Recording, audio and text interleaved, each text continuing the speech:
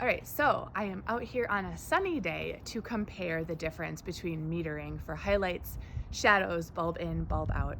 And this time I have elicited the help of somebody else to hold the camera, my husband, thank you.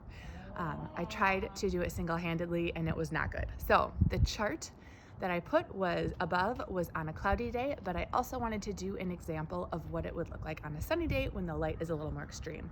The light on the cloudy day was very flat. So I'm going to be working with many of the same measurements: ISO 400, ISO 200, bulb in, bulb out, highlights, shadows. But this time I am going to be working with an aperture of f8 because it is very sunny. And so 2.2 just does not fly for how much sun is happening. So I'm positioning myself facing west right now. So the sun is kind of south of me because it is middle of the day.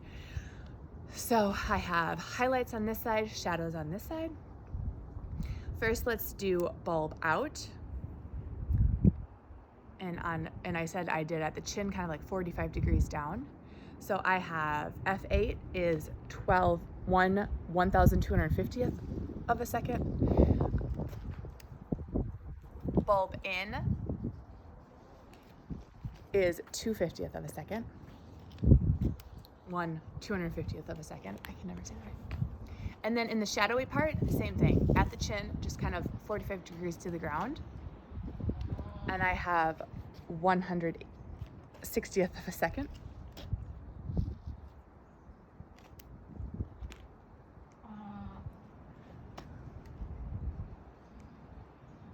And 1/80th of a second.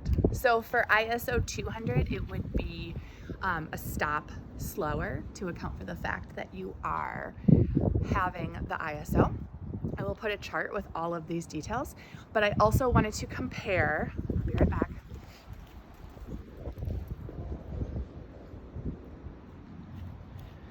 The way that I typically meter in camera, because I talked about that in the cloudy instance too. So I have F8, I have ISO 400.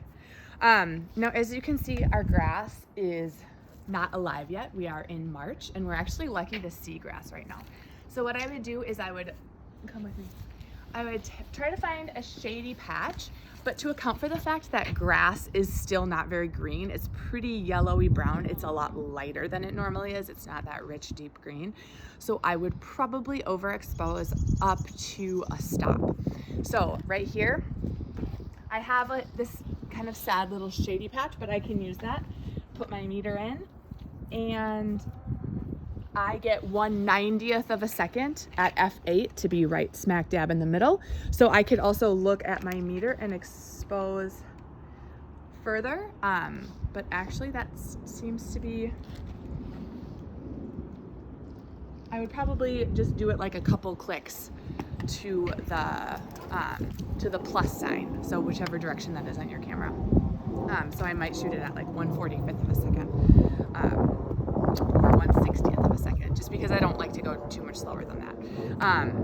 I really would actually put my aperture a lot wider, but that's neither here nor there because I wanted to compare apples to apples. So I hope that that helps you in understanding the ways that metering and rating really go hand in hand. And in order to get a full picture of how someone is shooting, you have to know these pieces together. So I hope that helped. Thanks.